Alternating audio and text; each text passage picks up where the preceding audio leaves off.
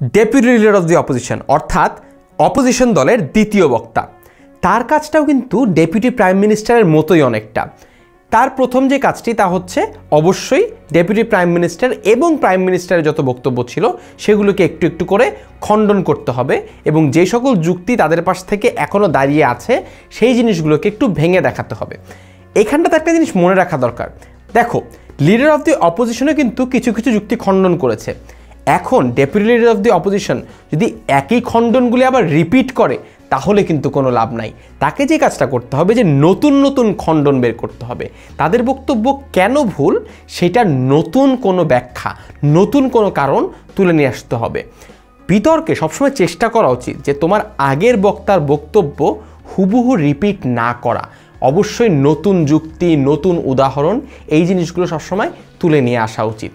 আচ্ছা, তুমি যুক্তি খণ্ডন করলে এবং যুক্তি খণ্ডন করার পরেও কিন্তু তোমাদের মনে থাকার কথা যে লিডার অফ দি অপোজিশন কিছু দায়িত্ব দিয়ে গিয়েছিলেন ডেপুটি লিডার অফ দি অপোজিশনকে, অর্থাৎ এমন কিছু যুক্তি ছিল যে যুক্তিগুলো লিডার অফ দি অপোজিশন উল্লেখ করেছেন সঠিক, কিন্তু তিনি ব্যাখ্যা করেন নাই।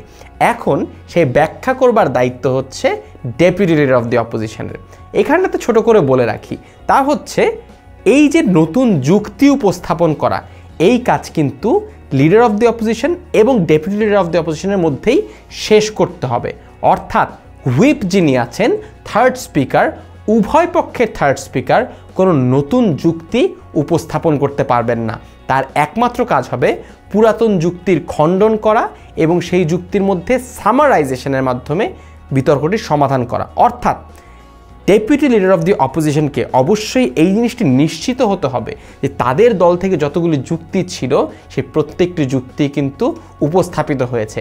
এই জিনিসটা নিশ্চিত করার পরেই সে নিশ্চিত হতে পারবে যে তার দায়িত্বটি সম্পন্ন হয়েছে এবং অবশ্যই সবশেষে তাকে সামারাইজ করতে হবে, অর্থাৎ সে এতক্ষণ বিতর্কে কী বক্তব্য রেখেছে এবং সেই বক্তব্য দ্বারা তাদের দল কিভাবে করে একটি সুবিধাজনক অবস্থানে রয়েছে এবং কিভাবে তারা অপর দলকে এখনও পর্যন্ত পরাস্ত রাখতে পেরেছে সেই জিনিসটা আবারও দেখিয়ে দিতে হবে।